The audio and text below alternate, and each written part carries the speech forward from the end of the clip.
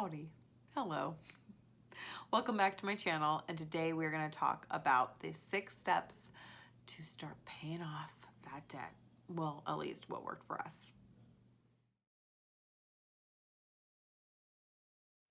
Step 1, and this is true in any journey that you do in life, find your why.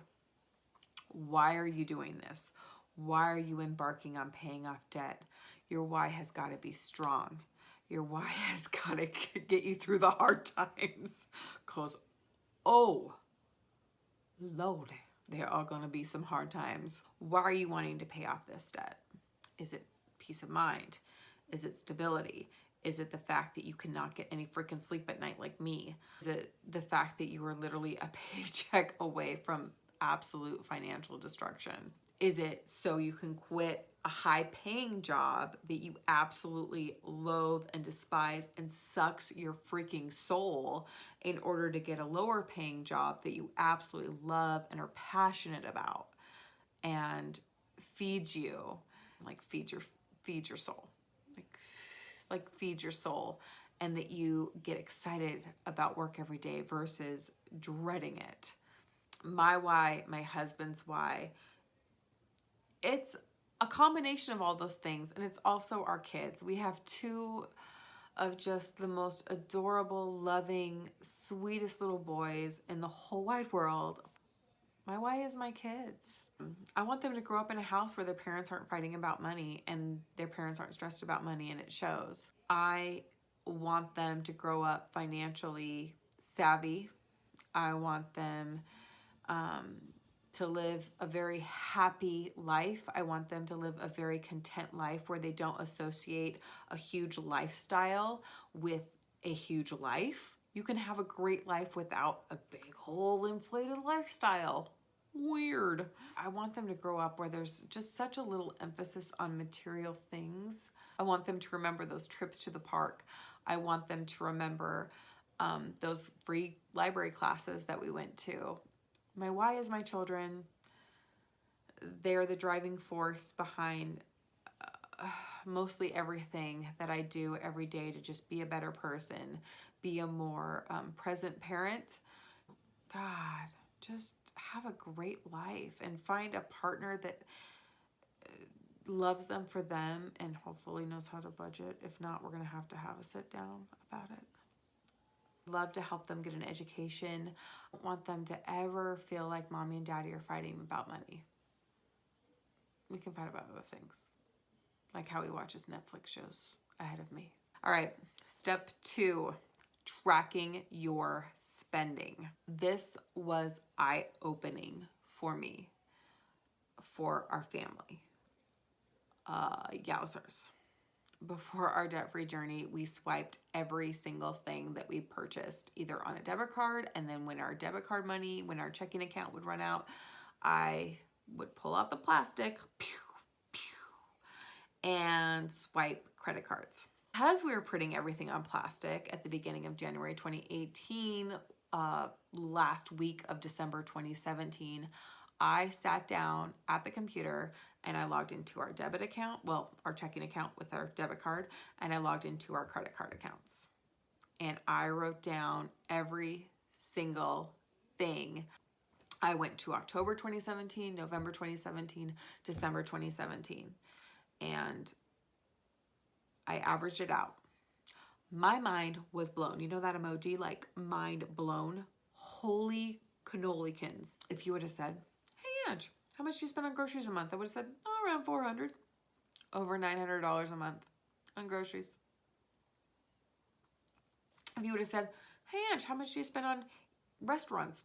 Just going out and having a beer and an appetizer with your hubby, you know, ever so often. You have a small child. How much would that be? I'd be like, we never go out. Like maybe $20, $30 on average a month. Over $200 a month we were spending at the restaurants.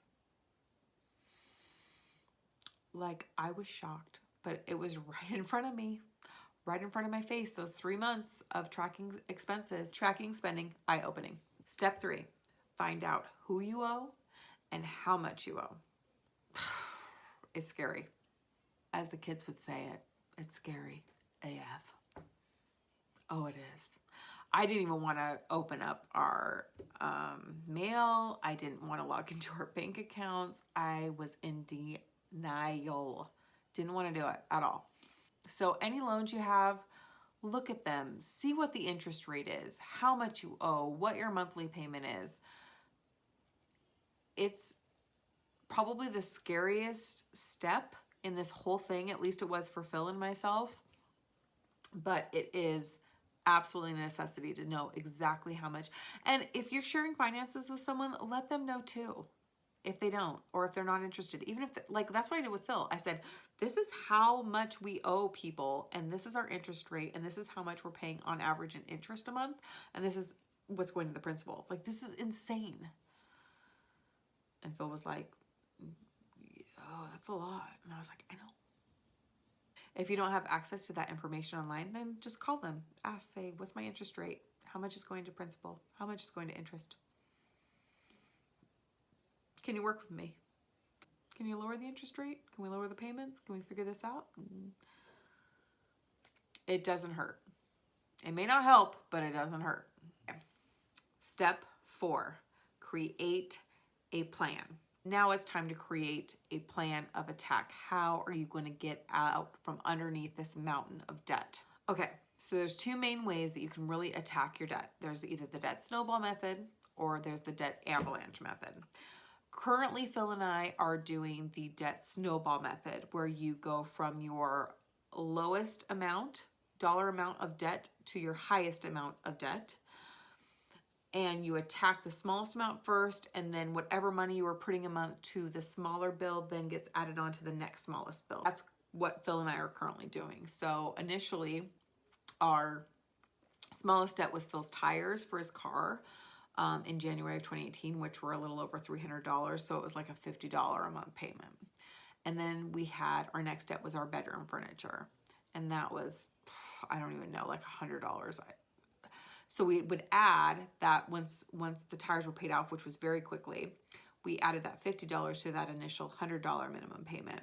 So it would be $150, and so on and so forth. So you're seeing results faster. Now, the debt avalanche method will save you money in the long run, because that is where you list off all your debts from the highest interest rate to the lowest interest rate.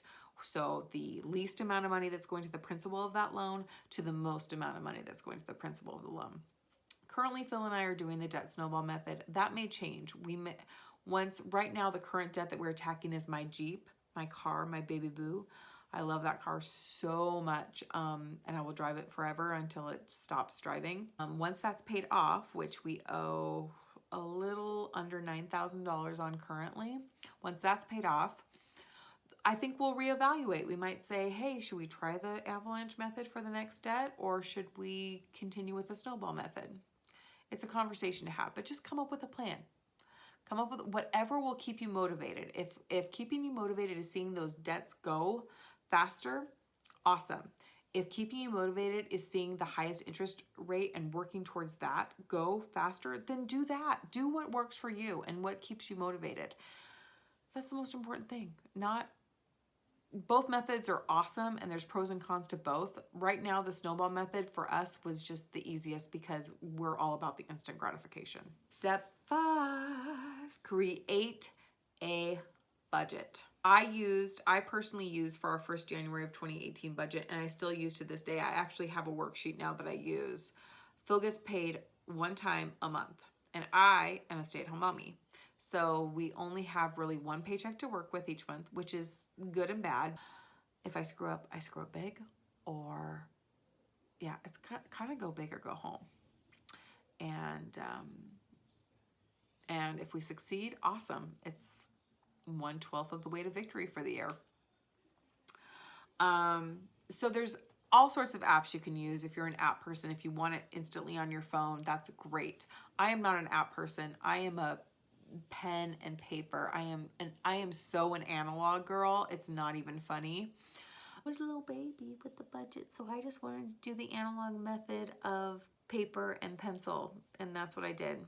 and I didn't actually, and then after doing that for about 6 or 7 months, I created like a spreadsheet to work with the budget that I still use to this day. I wrote down all of our fixed expenses, like for instance, our mortgage, our car payments, our utilities, phone bills, all that stuff. And then whatever was left over after our debt payments, which was a lot of Phil's paycheck, was the variable spending. For instance, the special occasions, household budget, even groceries were variables. Personal allowances, a beauty budget, which that's not gonna fit into the budget for a while, as you can see.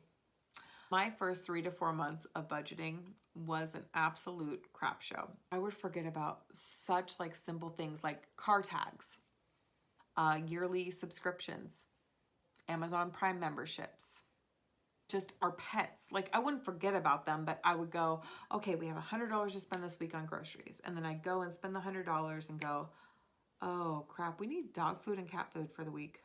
It was a learning curve for sure.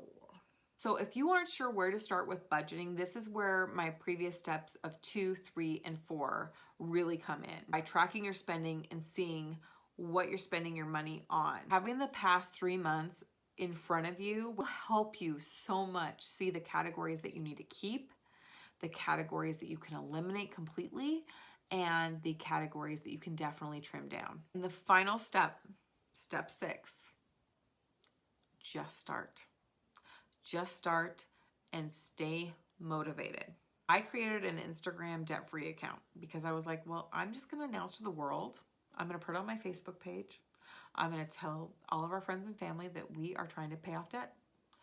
And that way it's a little bit more embarrassing if I don't follow through.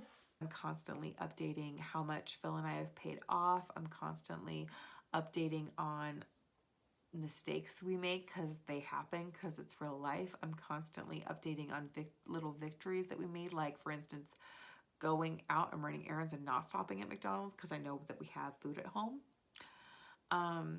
It keeps me accountable. It keeps me motivated. Just start. You're gonna make mistakes. You're not gonna be perfect at this whole thing. You're gonna have slip ups. You're gonna have life throw you curveballs like cars breaking down, home repairs happening, but keep going. And I think I found myself a budget system that's customized for myself and my husband and our income, and it works for us. It took a good 3, 4, 5, 6 months. Don't get frustrated. Well, okay, you're allowed to get frustrated. Get frustrated. But keep going. These are the 6 steps that worked for us to pay off over $35,000 worth of debt so far on a single income. Again, not an expert. This is just what worked for us, and maybe something will work for you too. Anyway, I'm rooting for you.